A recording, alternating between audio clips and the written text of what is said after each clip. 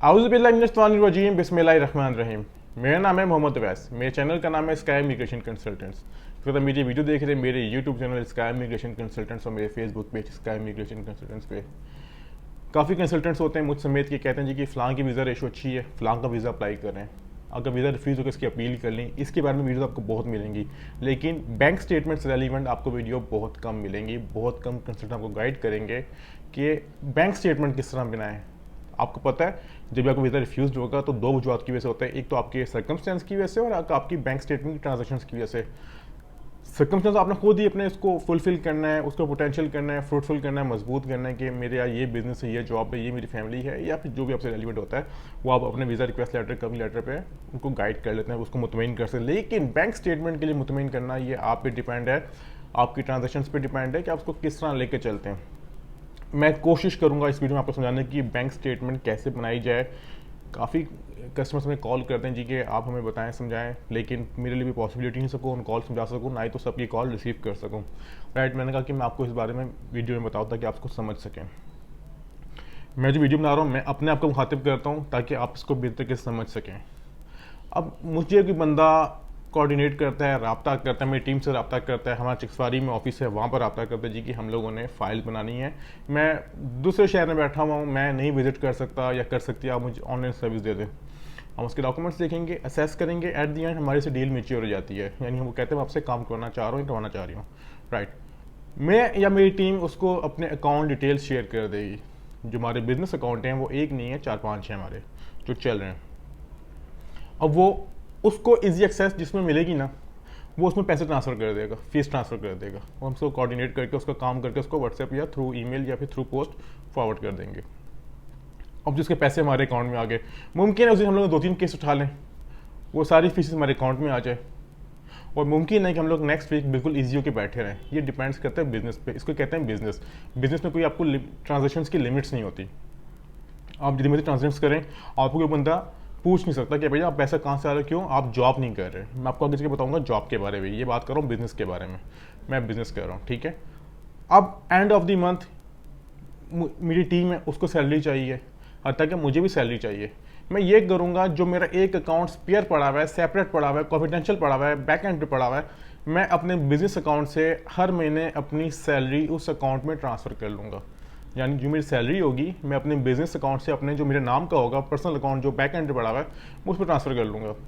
अब मैंने जाना है फैमिली के साथ शॉपिंग के लिए, मैंने जाना है फैमिली आउटिंग के लिए, मैंने कहीं भी जाना खाना खाने के लिए, तो मैं उस पर्सनल अकाउंट को यूज़ करूँगा अपनी पर्सनल यूजेज के लिए, ठीक है, जो मेरी बैक एंड पे पड़ी हुई है। अब उसमें जो भी एक्सपेंस होगा, अब मिसाल के तौर पर मेरी अगर सैलरी है 50,000 रुपये, ठीक है, तो उसमें मेरा एक्सपेंस आ रहा है 15-20 हज़ार पे, तो मैं उस अकाउंट से करूँगा, वो मेरा वो साइड पे चलता रहेगा। यानी उसमें अगर मेरा 20,000 एक्सपेंस हो गया, उसमें 30,000 सेविंग होगी, यानी हर महीने 30,000 पे होता है, उसको मल्टीप्लाई करें 6 के साथ, तो ये कम से कम 1,80,000 रुपये मेरी सेविंग होगी 6 महीने की, और ये 1 साल की होगी 3,20,000 रुपये, ठीक है, यानी मेरी सालाना सेविंग होगी। अब मेरे जो बिजनेस अकाउंट चल रहे हैं वो तो साइड पे चल रहे हैं, अब मेरे इसमें एक्सपेंस भी आ रहे हैं। एक्सपेंस क्या आ रहे हैं, मेरे लड़कों की सैलरीज हैं, हमारे इस मीरपुर ऑफिस में 5 लड़के हैं, उनकी सैलरीज है, स्टाफ मेंबर्स हैं, चिकसारी ऑफिस में हमारे स्टाफ मेंबर्स हैं, उनकी हमें सैलरी प्रोवाइड करनी है, हमने यूटिलिटी बिल्स जो बिजली के बिल होते हैं वो देने हैं, हमने स्टेशनरी का सामान है, कोई मेहमान को हमने गेस्ट को खाना खिलाना, चाय पिलानी है, ये हमारा साइड पे चल रहा है, ये हमारा बिजनेस अकाउंट से ट्रांजेक्शन होंगी, ठीक है। ये बात क्लियर होगी आपको। अब आपने ये कोशिश करनी है कि अगर आपका कोई बिजनेस अकाउंट है इस पर आप बेताशा ट्रांजेक्शन कर सकते हैं बगैर हिचकिचाहट के, ठीक है। अगर ऑनलाइन करेंगे तो ज़्यादा बेहतर रहेगा, लेकिन जो मेन चीज़ है, जो आपका बैक एंड पे पर्सनल अकाउंट चल रहा है उस पर आपने कोई एक्स्ट्रा ट्रांजेक्शन नहीं करनी, चाहे तो रेमिटेंस, नहीं तो आपने कोई गाड़ी सेल परचेस उसमें पैसे डालना है, यानी इसमें सिर्फ आपने अपनी जो आपकी इनकम है, आपकी सेविंग है, आपकी सैलरी, आपने जस्ट वही ट्रांसफ़र करनी है। ये तो हो गया बिजनेस वालों के लिए। अब मैं आता हूँ जो बंदा जॉब कर रहा है।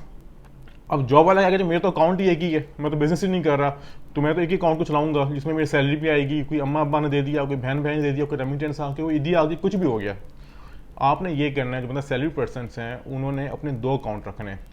एक अकाउंट में जैसे उनकी सैलरी हो, उनको सैलरी जिस तरह मिल रही है, थ्रू कैश मिल रही है, थ्रू चेक मिल रही है या थ्रू ऑनलाइन मिल रही है, वो उस पर वो करते रहेंगे। जो उनका अदर अकाउंट होगा उस पर ट्रांजेक्शन जो होती है उनकी साइड ट्रांजेक्शन वो कर सकते हैं, ठीक है। उससे ये होगा जब वो कभी वीज़ा अप्लाई करेंगे, जो बिजनेस पर्सन है वो अपना बिजनेस अकाउंट और पर्सनल अकाउंट शो करेगा, और जो बंदा सैलरी पर्सन है वो अपना जस्ट सैलरीड अकाउंट ही शो करेगा, इसका कोई शो नहीं करेगा। सैलरी अकाउंट से शो करेगा, उसको ये क्लियर हो जाएगा जो वीज़ा ऑफिसर को जिस बंदे की सैलरी आ रही है, जेन्युइन विजिटर है, इसका अगर कुछ है भी तो उसने शो नहीं किया, प्रूफ नहीं किया।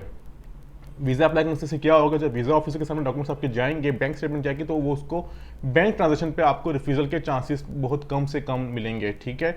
वो समझ जाएगा बंदा जेन्युइन विजिटर है। लेकिन अब ये तो होगी बैंक ट्रांजेक्शन की, आपको जो उम्मीद है बात से समझ आ गई होगी। अब सेकेंडली आपको आता है जो सर्कमस्टेंस किस तरह शो करे। सर्कमस्टेंस आपने शो करना है, आपने अपनी जॉब के रेलिवेंट, अपने बिजनेस से रेलिवेंट, अपने फैमिली से रेलिवेंट, आपके ऐसे कोई सपोर्टिंग डॉक्यूमेंट्स जो आपको प्रूफ कर सके जी बंदा जेन्युइन विजिटर है, इसने वापस आना ही आना है। अब ये बात होती है जी कि मेरी ट्रैवल हिस्ट्री नहीं है, मेरा स्पॉन्सर आया, मैं कैसे अप्लाई करूँ। स्पॉन्सर आया वो ट्रैवल हिस्ट्री रिक्वायर्ड नहीं है, ठीक है, बेशक ना हो। और अगर आपकी अच्छी जॉब या बिजनेस है और आपको समझता है कि आपके डॉक्यूमेंट स्ट्रॉन्ग हैं, तो आप विदाउट स्पॉन्सर भी किसी भी कंट्री का वीज़ा अप्लाई कर सकते हैं। आपके बात में क्लियर कर दो एक बात जो बहुत ज़रूरी है यहाँ पर, स्काई इमिग्रेशन कंसल्टेंट्स किसी किस्म का डन बेस पे काम नहीं करता, एक चीज़।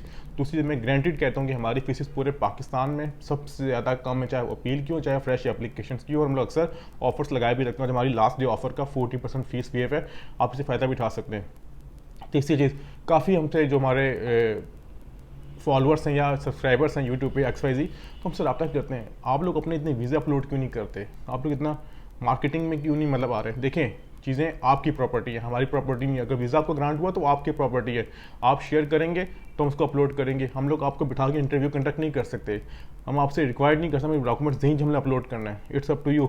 हमारे कितने वीज़े हुए होंगे, हम लोग नहीं लगाते, हमारे पास पड़े हुए होते हैं, हमारी टीम के पास आते हैं जो हमारे क्लाइंट्स होते हैं, हमारे रिफ्यूज़ भी होते हैं। मैं ये नहीं कहूँगा अप्रूवल आती है, हमारी रिफ्यूज़ल भी होती है। मैं आगे कहता हूँ फ्रंट पे जी हमारा वीज़ा रिफ्यूज़ हो गया, क्यों रिफ्यूज़ हुआ, इस वजह से हुआ, हम उससे सीखने की कोशिश करते हैं। लेकिन मैं फिर कहता हूँ वीज़ा हमेशा वीज़ा ऑफिसर देता है।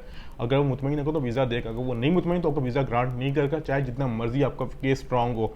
तो ये थी इन्फॉर्मेशन जो डिस्कस करना चाह रहा था। बैंक स्टेटमेंट से रेलिवेंट आपको अपनी बैंक स्टेटमेंट किस तरह बना सकते हैं। उम्मीद करता हूँ आपको सारी इन्फॉर्मेशन क्लियर हुई होगी, समझ आई होगी। अगर मैं आपको बात भी क्लियर कर दूँ कि अगर इंशाअल्लाह ताला अगर कल ईद होती है यानी फ्राइडे को जो हमारी डे आ रही है कल, तो हमारा ऑफिस 3 दिन बंद रहेगा। अगर हफ्ते को होती है हमारा ऑफिस जब भी 3 दिन के लिए बंद होगा। 4 डे ऑफ ईद हम लोग इंशाल्लाह अपने ऑफिस में वापस आ जाएंगे। और अगर आप हमसे कोई रब्ता करना चाहते हैं कोई सर्विसेज के लिए तो हमारे दीवार नंबर से रब्ता कर सकते हैं। आपसे मैं ये भी रिक्वेस्ट करूँगा कि हमारे पास किसी किस्म के वीज़े नहीं होते, या तो हम लोग कोई डन बेस पे कोई काम करते हैं। हम लोग कोशिश करते हैं बेहतर से बेहतर फाइल बनाने की। बाकी वीज़ा होना या ना होना इट्स अपॉन लक, और बाकी डिपेंड करता है वीज़ा ऑफिसर पे कि वो किस तरह आपकी फ़ाइल को असेस करता है।